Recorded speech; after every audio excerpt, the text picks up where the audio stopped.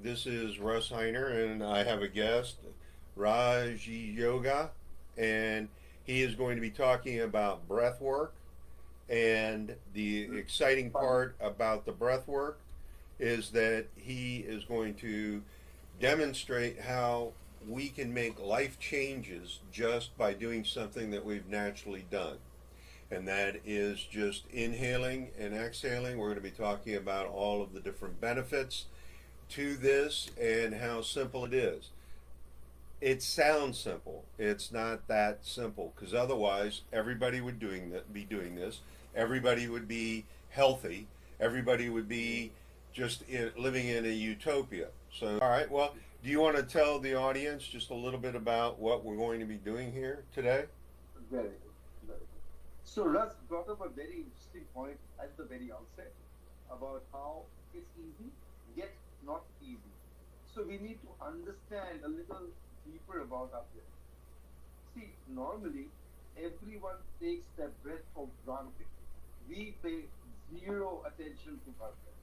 We pay so much attention to everything, for food, to the water that we drink or the drinks that we drink, but we pay almost zero attention to our breath, which is sad.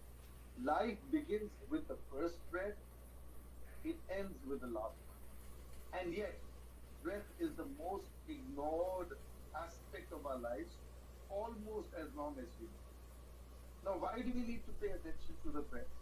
See, if you watch your breath, if you observe how you are breathing, I'm going to shock you here. If you observe how you are breathing, most will not be able to even understand what their breath is doing because they've never connected with that breath.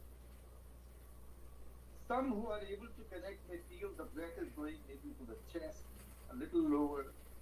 Very few begin to feel actually that the breath goes down to the belly button region. But the breath should actually go deeper, much deeper to what is called the Mooladhara in yogic language, which is basically like the base chakra in other in English, if you like. This is how deep your breath should go. Does it go? No. If it doesn't go, the question is why is it not going? And why does the breath need to go so deep? Most people understand breath as something that brings in oxygen and takes away carbon dioxide, which is a very superficial understanding of the breath. The breath does a lot more. A lot more.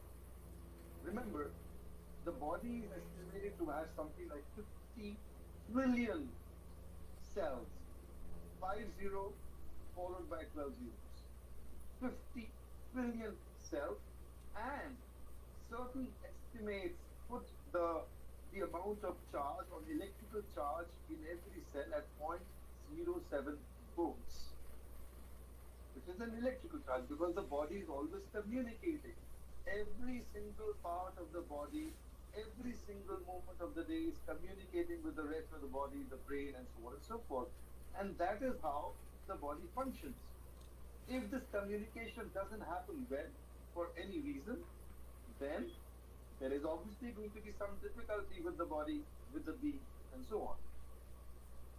The breath actually brings in this electrical energy and a lot of other energy. Remember, energy is expressed, or there are two kinds of energy. For example, there is kinetic energy, there is electrical energy, there is thermal energy, there is uh, chemical energy, and so on. Different kinds of energy. And believe me, this cannot happen just with a few meals that we eat in a day. This major part of this energy intake is through the breath. Now ask yourself another question. Why is it why is it that you eat only twice or thrice or four times in a day and that suffices? But every minute you take 15, 20 breaths or thereabouts. Why do you need to breathe so much? Obviously, you need to breathe so much because the body needs whatever the breath is bringing. So if the body gets what it's supposed to get from the breath, the body is going to thrive, it's going to do well, it's going to function well. But if it doesn't, then there's a problem, which is what happens to most. Most people are not aware that the flow of breath has become constricted. It doesn't flow as well as it should. So, whatever the breath is bringing does not come down and uh, is not distributed throughout the body the way it should be. That's the problem. So, the first part is ensure that your breath goes deeper. Okay, so Deeper. I like the idea of the breath going deeper, and I understand that it's I got need to to add go one more thing. all the way down into the other chakra. Is it a mental process to be able to breathe that deep, or is it Uh, just a breathing strategy? yes. The mind always has a role to play. For example, for example, when you need to pardon, when you need to urinate, or when you need to defecate, your mind tells you this place is okay to defecate, and that's when the defecation happens, or that's when the urination happens. So there is obviously a connection between the mind and what the body is doing. The body does not just urinate anywhere because it's ready to urinate. It waits for a signal from the mind. When the mind says, yeah, this place is okay, the conditions are right, urination will start. And that's when it happens. Similarly, with the breath, there is a very deep connection between the mind and the breath. A very, very deep connection.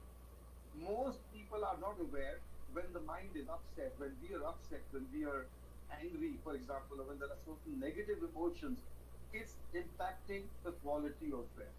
How does it impact the quality of breath? The breath does not flow well. Remember, Well, the let me body is highlight this, that the difference is a shallow breath that comes from this area versus a deep breath, and you can tell a person's stress level by how fast they breathe, how yes. deep they breathe, and you can tell a very relaxed individual. You know, if you take a look at an animal that is so Mm-hmm. happy in your lap Mm-hmm. and being petted, where do they breathe? They breathe deeply. They don't Mm-hmm. breathe shallow. That's right. So go ahead. I'm just highlighting a few things so that our listeners and viewers can understand better what you're talking about. So go ahead. Exactly. Yeah. So this is what the breath is doing. The mind and the breath are very closely connected, as is the body. Now, when the mind is relaxed and we learn to relax the body, the breath begins to go deeper. In this, there is a technique called the belly breathing technique or diaphragmatic breathing. In diaphragmatic breathing, a person breathes in, the belly moves outwards. A person breathes out, the belly moves inward. He doesn't do it, mind. It's not the doing that's important, it's the happening that's important. I've shared videos, I put them on my YouTube channel, and you can watch the videos that explain how and why you should do belly breathing. Allow belly breathing to become your default breath. Let it become the natural way of breathing. Let me share an incident that happened in my life. There was a time when stress had built up and I had to start taking medication for hypertension or high BP. Luckily for me, it was still the low dose because I was doing a certain amount of breath work. So the dosage did not need to increase. But as I went deeper and deeper into breath work and breath watching, I slowly made the connection between belly breathing and hypertension. As I went deeper into belly breathing, my stress levels came down. My blood pressure stopped, shooting up the way it used to shoot up. And then, would you believe, after taking certain blood pressure medications for about 5, 7 years, or maybe a little longer, or maybe 10 years, I actually gave them up about 7, 8 years ago, and I've been off high BP or hypertension medication since then, just with belly breathing, which helps with many other things. Yeah. Yes, Raj.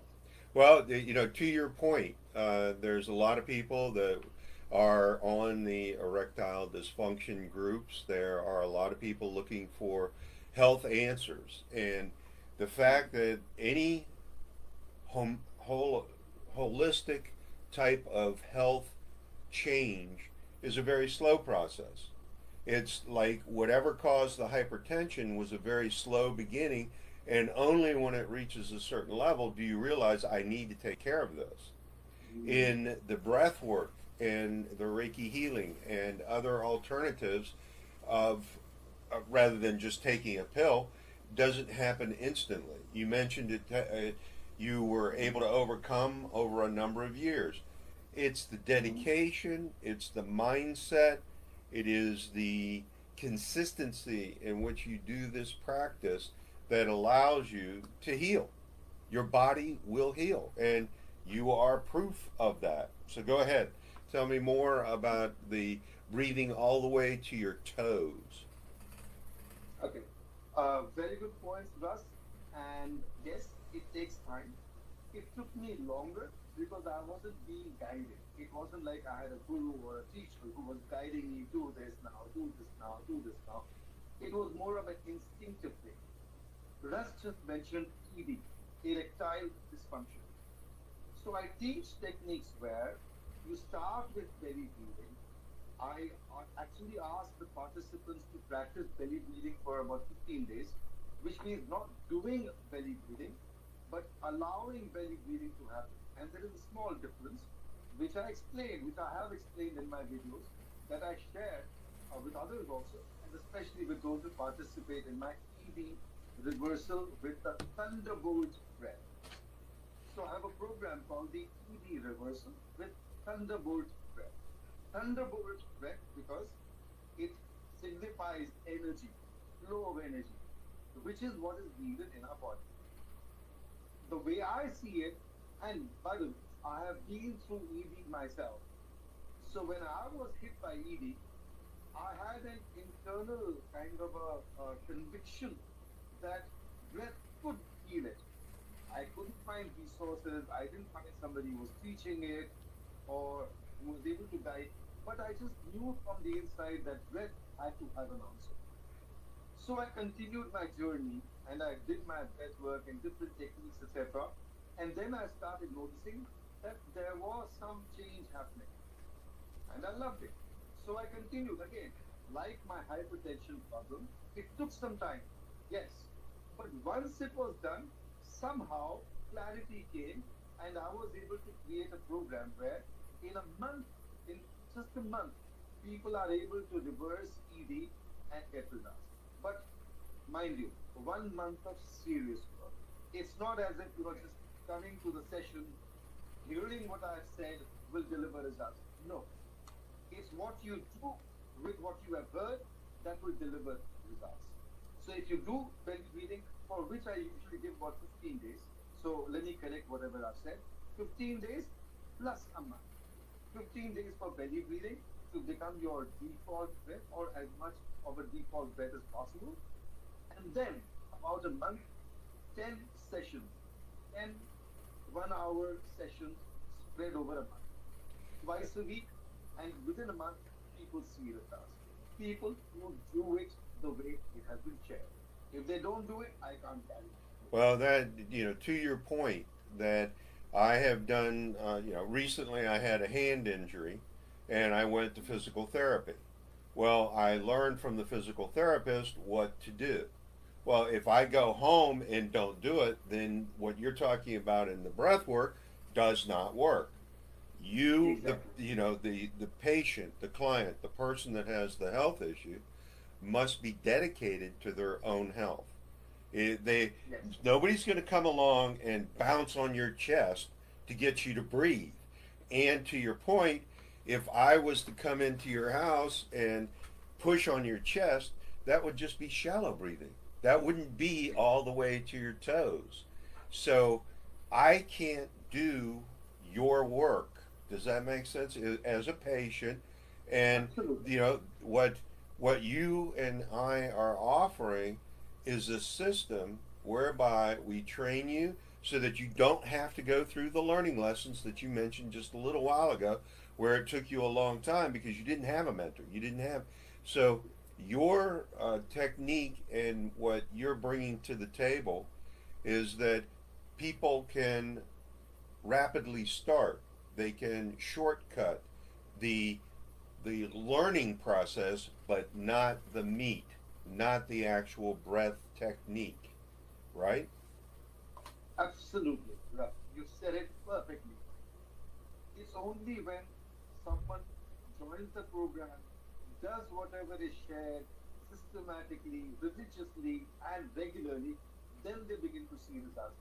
In fact, see, there are people who within 2 weeks they begin to see small changes. For example, actually the small changes are not that small; they're quite big actually. For example, when ED happens, one the first thing that happens is one loses their morning erections. Gone. It doesn't happen. It may happen once in a while. Usually, if it happens, a very weak kind of an erection. But as you begin to get your energy system working well, the morning erections come. They come that they become better and better and better. So I look for feedback. In fact, my program demands that I get regular feedback from participants, so what I call daily reports, so that I can monitor what they are doing, how they are doing it, and how their bodies are responding to whatever they are doing. So when they are doing it and the bodies are responding to it, I will know. But if they're not doing it and if they're just trying to lie about it or just sending reports, I will know it's not happening because the body is not going to respond to that. Well, So this is what happens. to your point, there needs to be some type of accountability for a person to get healthy. And you, there are plenty of people that just want to get the results without going through the actual action. And that accountability is huge because it keeps people on track and it allows them to be consistent. So I like that. Now, you talked about thunder breath. Okay, Hmm.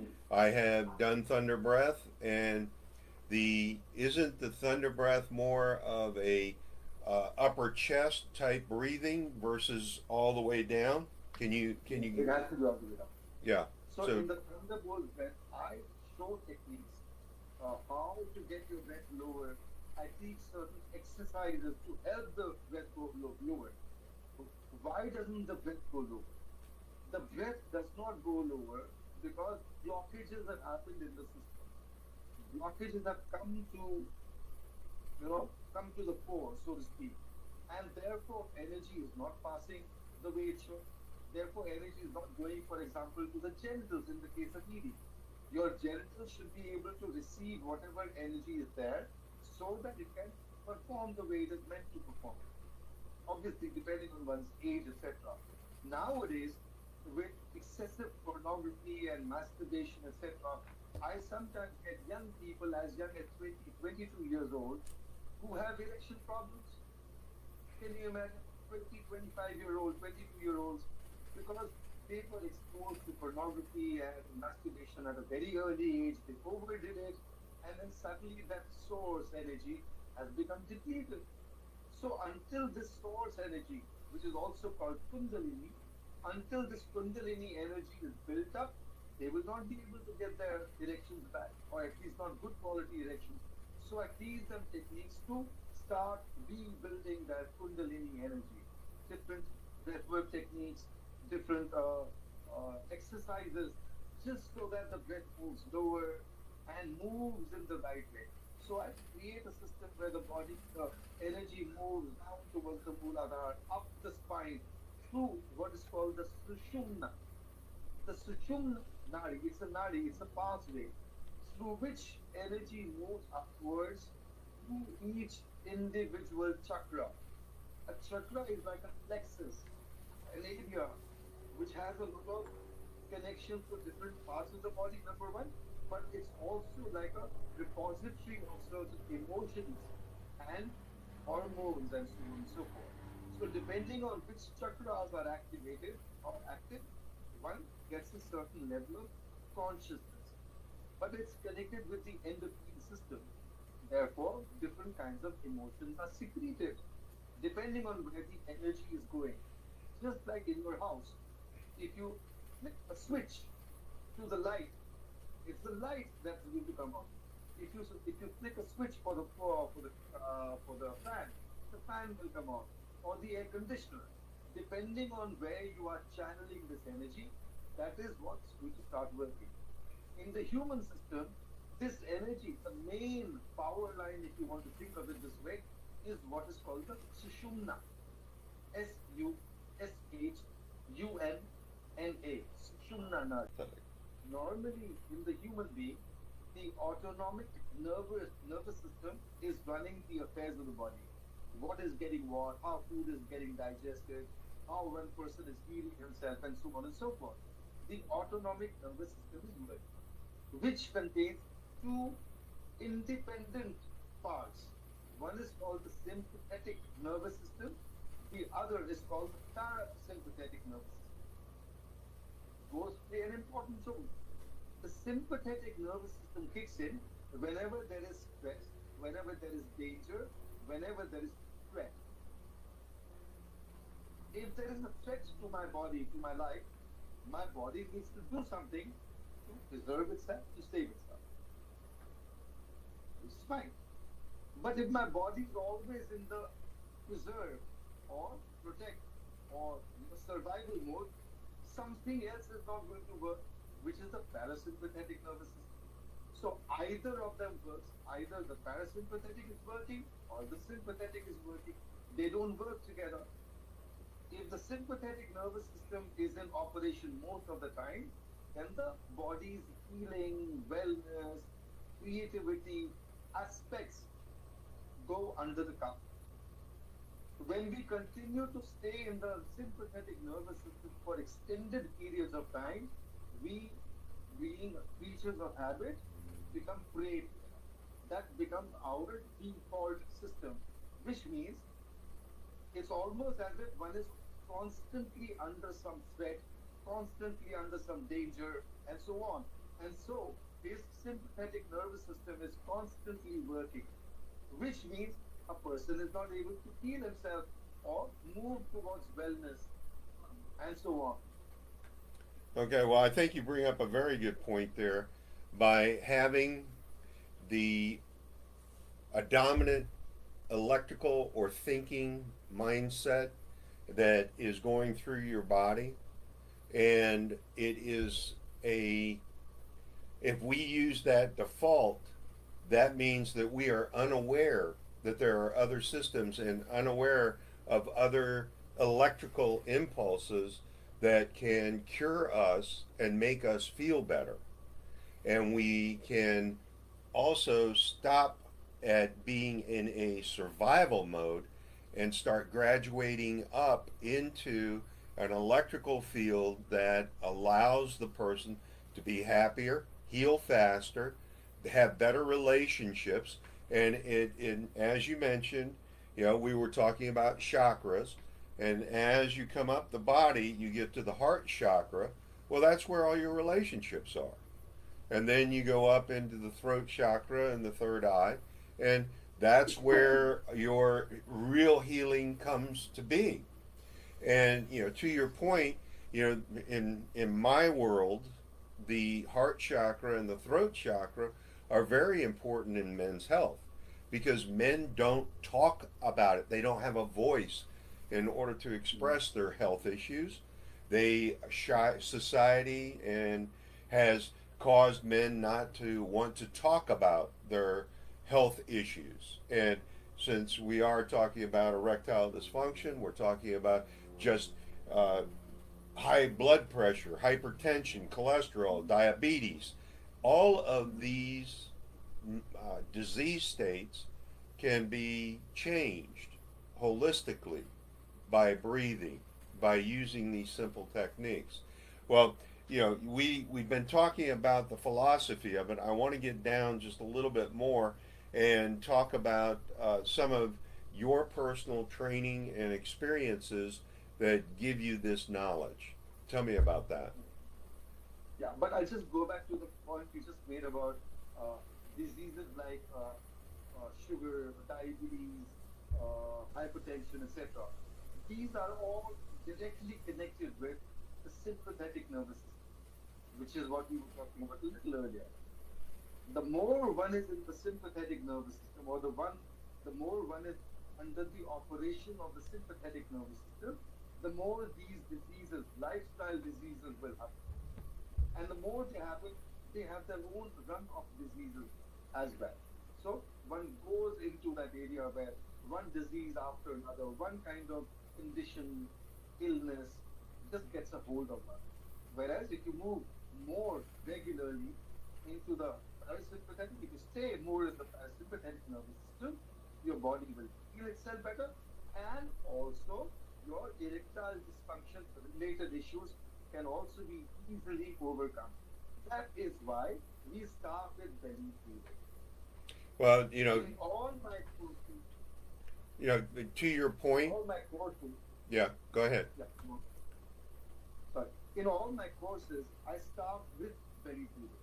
I call that the foundation breath. If you're able to breathe, if you're able to do belly breathing, that means now you are stepping into the parasympathetic nervous system, from which different kinds of healing modalities can happen just with the power of your breath. And so I actually created a website called the power of breath.in. Unfortunately, there's somebody else with a similar name, .com, but I have to use .in because breath has so much power. People do not understand. People don't understand anything about that. I just mentioned about breath going down towards the Muladhara or the base chakra. I'm going to shock you. There are actually more than three channels that take your breath all the way down to the Muladhara. Most people only use half a channel, say till the chest or thereabouts. They don't even believe the breath can go deeper. If they don't believe the breath can go deeper, their breath will not go deeper because the mind has created a blockage. And, So and first, to to your point, that understanding just the simple process of overcoming your mental block allows the other blocks to go away. And when you talk about the breath being blocked as it goes down through your body, it's it's simple enough to remove the block. It's getting your mind to allow the block to go away, because we yes, hold on to these blocks as this is who I am. This is how my life works. These are my belief systems. This is, and what we're, as health practitioners in alternative medicine, we first have to get our patients to overcome their minds and allow this block to go away. I'm intrigued about the three different ways. Tell me more. very good. So the three different channels of breath. There are some people who are aware of what is called the microcosmic breathing, where you take your breath down towards the Muladhara, the base chakra, and then up from there, up along the spine. So it's So circular. I teach, so yeah, it's like a circular breath. So I teach techniques where you actually feel the movement simultaneously. One channel breath of breath going down towards the Muladhara, downwards, and one channel moving upwards, like in a lift well. When the main body of the lift is moving upwards, another counterweight is moving downwards. So here it's not the same, but just for visualization, you have something similar happening. One channel of breath moving down towards the Muladhara, the other one moving up along the spine. As your breath moves up along the spine, it begins to clear and cleanse the sushumna, which I mentioned a little while ago. Yeah.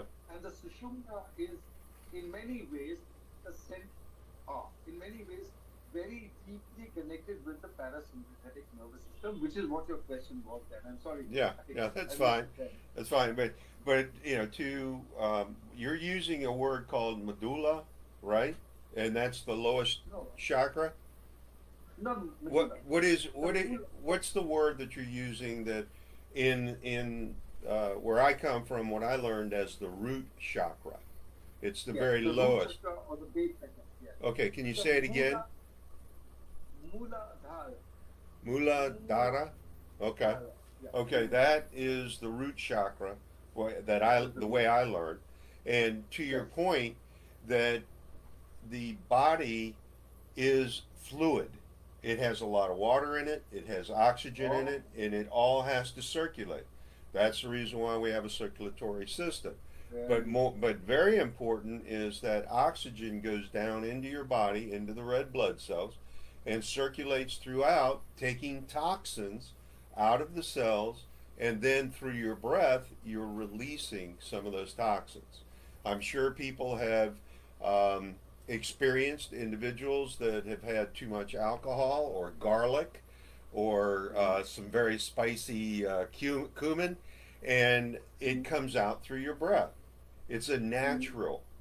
And to your point, it's important for us to not only bring in the good into our breath, but also release the toxins and the negativity of our breathing system in our bodies. So yeah, we haven't completed the three, so keep talking about how to get I'll, there. yeah, I'll come to that. But first, you made a very interesting point about the liquids in the body, about which I've written quite a lot. I say liquid body. The body is about 70% water. We don't see the water on the surface of the body. It's all there inside as water or as semi-solid, semi-liquid, semi-solid. Now, if it's a semi-solid, semi-liquid, it needs to move through the body. The more unhindered the movement of all these semi-solids or liquids, the better the health in the body. If these liquids are not moving well for any reason, due to any blockages, etc., then the health is going to start suffering. Health in all kinds of ways: physical, emotional, mental, uh, Spiritually. Yeah. spiritual. Oh, I agree. I agree. And back to your question. And to your point that if a physician sees that there is swelling in the ankles, that's a blockage. That that fluid is not going back up into the body and being circulated. That area is not getting oxygen. And when you talk about diabetes and erectile dysfunction, that flow is hindered. And through Yes, your method of breathing and allowing the energy to flow, you're going to receive some great benefits. Go ahead. that's right. That's right. Yeah. So the third channel that you were speaking of, I call them channels. The third channel is a sun channel. It moves somewhere along the surface of the body. It's very hard to catch. But I share techniques so that one is able to actually catch these channels and work them or start working them. Now, I have an interesting theory, if I can call it that. It's not based on any deep scientific study or anything of that sort, but based on my own observations. I have a feeling, I have a name for these three channels. The central channel through which we normally breathe, I call that the Vishnu channel. Vishnu is the Hindu god of maintenance. I mean, he is thought of as the one who maintains whatever is there. Then there is the Shiva aspect of this holy trinity. Shiva is called the destroyer wrongly, but is called the destroyer. Shiva destroys the ego. Ego is the sense of separation. We are all part of the same universe. But ego creates the separation.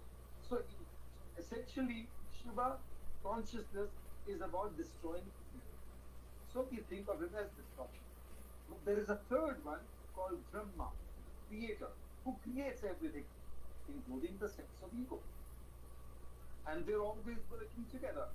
So this third channel, or which I'm referring to as the third, the Brahma channel, is active when we are young, when we are small, when we are little, when we are uninfluenced too much by the vagaries of life and living and society and so on and so forth. This third channel, or the Brahma channel, in my understanding, is very active when we are very young and the body grows very fast and everything else in the system grows very fast. However, over time, this channel becomes blocked. And then the Vishnu channel, the maintenance channel, begins to function. But most people use the Vishnu channel only up to a certain part, till here, till the chest, a little bit of the chest. So they're not even using the Vishnu channel effectively or fully or totally. And so there are issues with their health. The Shiva channel, which helps you in many ways to clear out the real toxins in the body. The biggest toxin in the body is the sense of separation, or what is normally and commonly referred to as disease. As your energy moves up the spine, your consciousness evolves, your consciousness changes.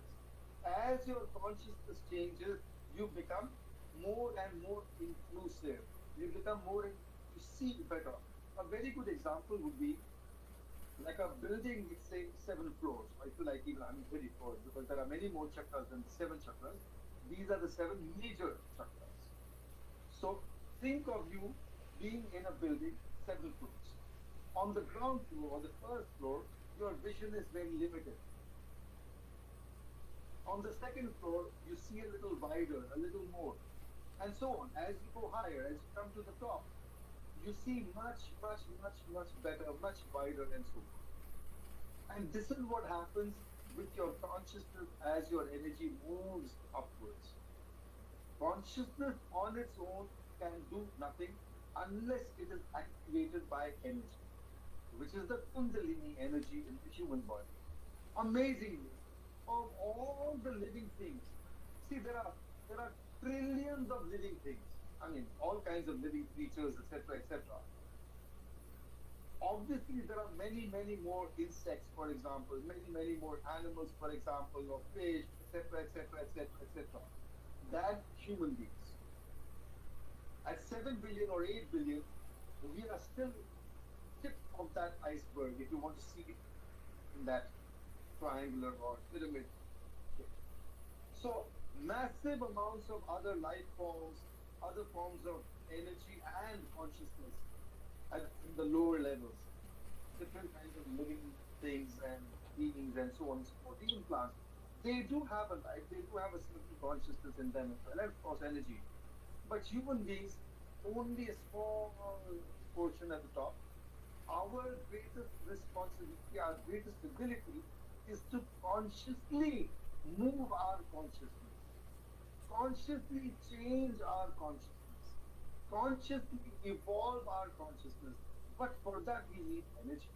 I agree. So, another way that I relate to what you say is when we talk about the blocks, we are not aware that these blocks exist in our body that are preventing us from being healthy and happy spiritually, mentally, and physically. We also don't understand what the impact is when we are in the survival mode at the very bottom. Mm. And Mm. only when we start with healthy physical Mm. exercise, mental exercises, your spirituality, your food, your just the movement, at that point we get away from the survival mode and start graduating up each one of the floors that you mentioned before. And If it we have the energy. yeah, well, we need the energy, and We that energy comes from the ground forces. It comes from our own Yeah. food, and you mentioned it before that if we are toxic because we have habits that are causing us stress or anxiety, or we are in an environment that causes us to be depressed, we can all overcome that through the breathing, through movement, and getting that flow that you keep talking about. Now, Mm. can you demonstrate just very quickly a very deep breath that it goes all the way down to your body, down to your toes, the root chakra? Yes, I can demonstrate, but how will you see it? Because it's an internal thing. I can only report about it. That's the only way you'll understand. So, breath is a very difficult thing to demonstrate and to show externally. This is where the challenge is as far as breathwork and breath related techniques are concerned. You can tell somebody about something, how to do, what to do, but you can't show it to them. That's the challenge. When we are not able to show it, and for see, I've often thought about creating certain models and creating certain equipment by which we can actually begin to demonstrate. If you breathe like this, your breath goes down this way. So create those three channels and so on and so forth. But I'm not a scientist, or I'm not an inventor. So those are not areas where I can do much. But yes, it would be very good if I could show and demonstrate how breathwork works. So when you, I have a program called the Swatantra Kriya. Swa, Sat, Tantra, certain techniques. Kriya, basically related with what we do and breathwork and so on and so forth. In the Swatantra Kriya, I teach how to not only operate or get all the three channels working, but to work them in such a way that the energy body starts getting filled, or you know, totally functional, or much more functional than before. See, in the yogic system, in yoga, we speak of five koshas, or five sheaths, or five bodies, if you want to think of it this way. Don't think only in terms of physical body. So, in the five bodies, there is one which is called the annamay, or the physical body. Annamay because it's made of the food that we ingest. So this is the body, the physical body that is created because of the food that is taken in, and this body, of course, is maintained. Then there is the pranamaya kosh, that is the energy body, which is made of the energy that flows inside us. So there is like an energy body that is functioning in our whole system. When it functions well, everything in the body also functions well. There is a third one called the manomaya kosh, which is to do with the mind and emotions. Most of the time, most of us are driven by what our mind chooses. And mind is obviously impacted by the senses and the emotions. So this is the manomaya kosh. That is how we use our body, our resources. That is how we channel our resources. So the manomaya kosh guides that.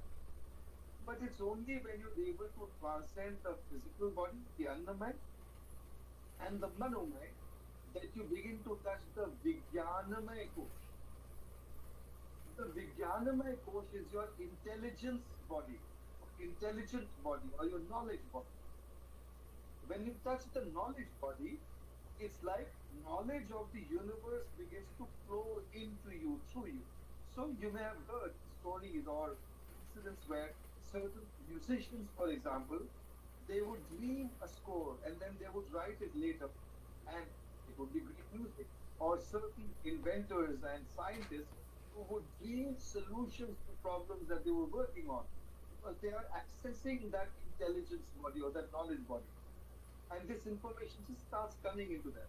But to be able to access the intelligence body or the know or knowledge body, the pranamaya kosh, the energy body, needs to start getting it. It needs to start activating it. As long as we are focused on the physical and the mental aspects of our being, we cannot activate or really dig into the knowledge body. You know, Once that happens, yes.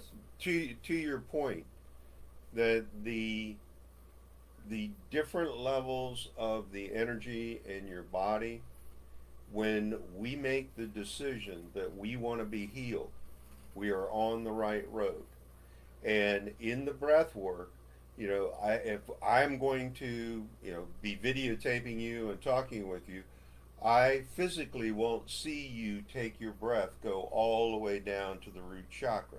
It will look like a very deep breath to me as an outsider. But that, what appearances have nothing to do with what you and I are talking about. It is the energy, it's the mindset that you can literally allow all of that energy to go down to your root chakra. And yes, in having that belief is a opening of that vessel. And to contrast it, if a person is afraid of the dark, they won't go into the dark. But when they believe that it is okay to go into the dark, they will. And as we're talking here, I'm excited about the fact that I have experienced where my body is able to draw energy from the earth and also from the universe and allow myself to get answers, to feel better, to understand relationships better. So, one of the things that we need to talk about are you have a series of programs that you want to talk about that take step by step a person through the process to get them healed. Okay.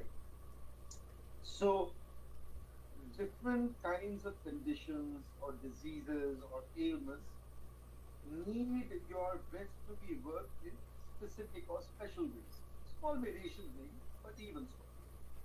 So if I can speak a little about myself, my journey with the breath started very early when I was in college and so on and so forth. But it wasn't a focused journey. I would do a little bit of pranayam. Pranayam is breath work, which relates to the pran or the life force in the human being. So pranayam, etc. But it was only about 15 years ago that I started, or maybe about 20 years ago, that I started watching my breath. I started watching my breath, and slowly I noticed that the hypertension or BP, high BP issues were resolved, that ED was resolved, and so on. Then I became a breath explorer because I started seeing that the breath could actually move in certain ways. I started experimenting with my breath. So when I started experimenting with my breath, there was obviously a bit of fear if I was doing something that could damage my body. I was a very heavy smoker and I was a heavy smoker for 40 years. For 20 years, I smoked 40 cigarettes a day. So you know how much damage I caused my whole system, especially to my energy body, my lungs, and so on. I got a condition called COPD, chronic obstructive pulmonary disease, connected with the lungs. Now, as I went deeper into breathwork, I started experimenting. In COPD, there is a lot of phlegm that builds up in the body. The phlegm builds up naturally. The phlegm acts like a lining in the lungs, for example. So your body is not able to absorb whatever the breath is bringing into the body, and so on. So it causes the person to be tired and lethargic and demotivated and so on. Remember, uh, to improve the quality of your breath is to improve the quality of your life. Just aside. So this is what was happening with COPD in my body because of phlegm buildup. So I started doing certain techniques or creating certain ways of breathing which would squeeze this phlegm out of my body. It felt dangerous when I first started, but then I noticed that there was really no harm being done to my body. And slowly, a lot of this phlegm started getting expelled from the body, which was great, which meant I was able to breathe better. To be able to breathe better, especially to someone who has difficulty breathing, it's like a godsend. I mean, what could be better than that? To be able to breathe better. So, breathing better was happening. Then I went deeper. Mind you, like I said, I became a breath explorer. So I started exploring different techniques, so watching my breath, moving my breath, exploring different areas, how my breath would move, and what it would do. It took a long time. Sometimes I would get a certain clarity. I would try something. I would not get results immediately. But if I persisted over time, I would notice certain benefits, certain changes, certain advantages, certain gifts from the breath. And so this journey started. I cleared, for example, a lot of the COPD related problem in my body. ED, I have already mentioned, I was able to overcome ED, reverse ED with no medication, just with breath, just with the power of breath. Okay. Then So, at one point of time, but well, to highlight that you have and you also teach a number of different methods of breath work in order to cure a number of diseases where physicians have just given you a pill that treat the symptom but don't give the cure. And what you and I are talking about is a holistic medicine, a holistic belief where it encompasses the whole body, where Yeah. the person takes responsibility because they are conscious of doing the next right thing for their body, for themselves, spiritually, emotionally, mentally, physically. And the other Mm. part of it is that they are consistent in their practice because they are dedicated to the one thing, and that's themselves, their personal health. You know, Yeah. you and I can lead people to the water, but we can't make them drink. And part of your program is that when they start going through your teaching, they start seeing results that allow them to be aware, more aware of their bodies and the changes that their bodies are going through. So, you know, can you tell me the three different products or services that you have that will get people to start feeling better within 30 to 60 days? Okay.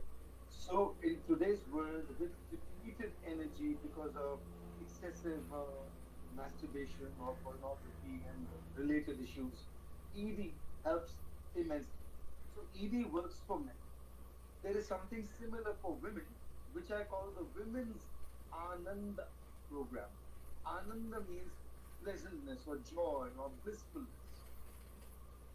Women also have similarities with the human with the male counterparts, but obviously their bodies are a little differently made. However, the breathing apparatus or the prana body, the pranamaya kosh, is very similar. So with small changes vis-a-vis the men's program, there is a program for women also, which is called the Women's Ananda program.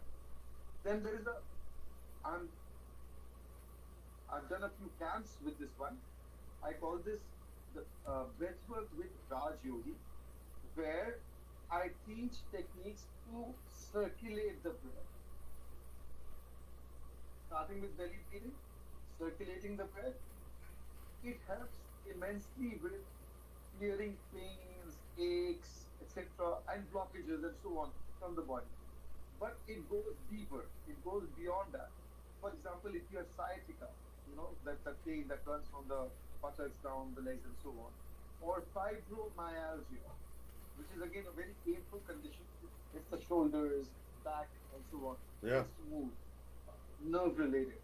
So just with breath work, these are clear. So an interesting thing happened to me not very long ago. I happened to go to a dentist who suggested a certain treatment to me for a condition that did not almost did not exist. She asked me to do a root canal treatment, and I was part of a certain group where you were expected to encourage each other, support each other, give business to each other, that sort of a thing. So without thinking deeply about it, I just joined. Because see, whatever I do on bread, for example, ED related, I'm not able to advertise it too much because Facebook or other social media they block those posts. Maybe because of the medical lobby or something else, I don't know. But they don't let these posts move enough. So when these posts don't move enough, not enough people get to learn or know about the techniques that I share. So I joined this group, and then the first problem created a problem. The Whatever she wanted to do created a problem. Ultimately, there was a huge swelling in the jaw, the lower jaw, like a tumor came up here, and it wouldn't go. And just during that time, friend's wife went through something similar. She was diagnosed with jaw cancer. Her jaw was removed, and then later she passed away. Anyway, at that stage, I got scared if I Sure. was going down the same path or something. Right. So I said, what do I do? And I started using what I call the Hanuman Master Breath, where I teach how to move your breath up the spine. So I started sharing this technique or started using this technique on me because it had helped me earlier with fibromyalgia. Yeah. My fibromyalgia took a little while, but it's clear. So when this tumor happened here, I used that same technique. I would move the breath up, the energy up, wash it over this area and out, and in 5 days, that swelling is gone. That's excellent. That's excellent. All right. So, uh, just to close out, how do I get a hold of you? Tell me just a little bit about how to contact you if I want to work with you and get your services. So you can reach me on the phone. The number, shall I read out the number? I'm going to Yes, post that's the it number. as a banner on the bottom. So if you want to say it as you said, Okay, there will be a banner at the okay, bottom. okay. So the number is plus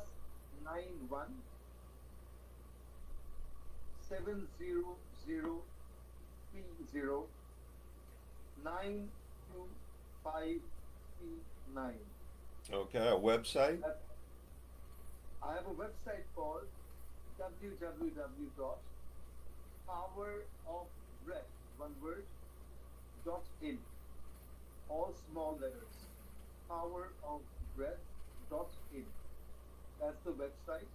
I have a number of Facebook groups as well and WhatsApp groups. I prefer the WhatsApp groups because communication is easier. So the number that I just shared is also connected to my WhatsApp.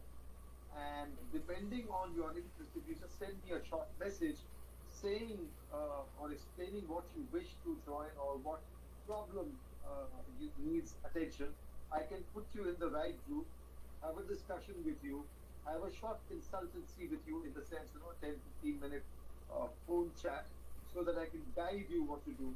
And then when you are ready, you can join one of these programs. But believe me, your breath will heal you because breath has the power to heal you.